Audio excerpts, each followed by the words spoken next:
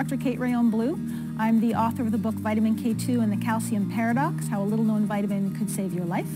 I am the host of Global Health Factors, the one-minute news segment on Global National Morning News, talking about good news and research in the natural health industry that sometimes doesn't get the coverage that it deserves. And I am an educational spokesperson for Natural Factors.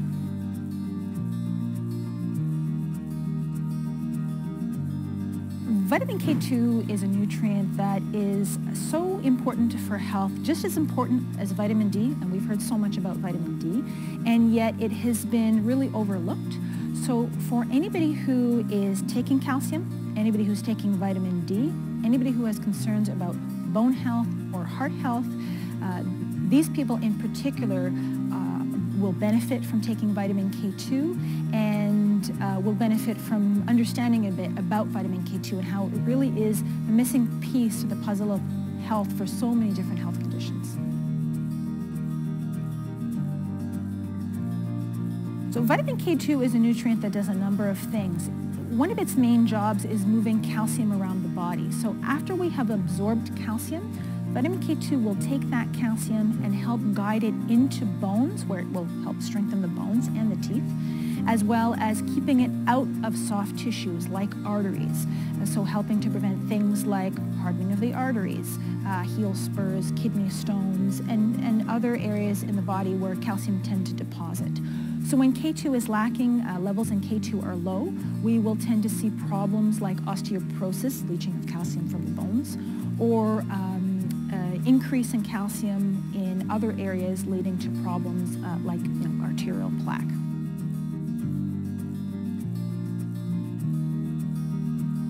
Current clinical trials for vitamin K2 in the form of MK7, minoquinone 7, which is a very convenient form of vitamin K2 to use. Clinical trials on bone density are using approximately 180 micrograms for daily dose. The most recent clinical trials for arterial calcifications, reducing arterial calcifications, have used 360 micrograms per daily dose. Now, Health Canada limits any individual product sold in Canada to a daily dose of 120 micrograms, and so you'd have to double or in some cases triple that daily dose. But study after study has shown that vitamin K2 is very safe and non-toxic.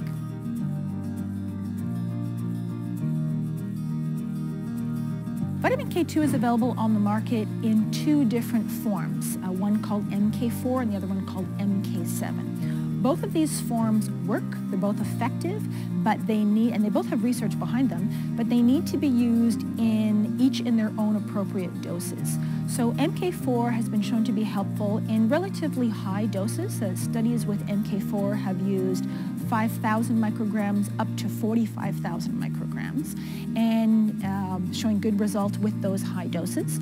However, in Canada, we are limited to doses of 120, so you'd be literally taking handfuls of pills a day to get that kind of dose. The MK7 also works. The half-life of the MK7 is a bit longer in the body, and so you can benefit from MK7, this form of vitamin K2, in much smaller doses. Studies have been conducted with 100 micrograms, 200 micrograms, and as I was saying, 180 for bone density, or even up to 360 for other health concerns. The MK7 form is useful in even these small doses. Vitamin K is a critical and overlooked nutrient for bone health. We've heard a lot about vitamin D. Vitamin D helps us absorb calcium. That's a main action of vitamin D, and of course that's important. Vitamin D does other things for our bone health as well.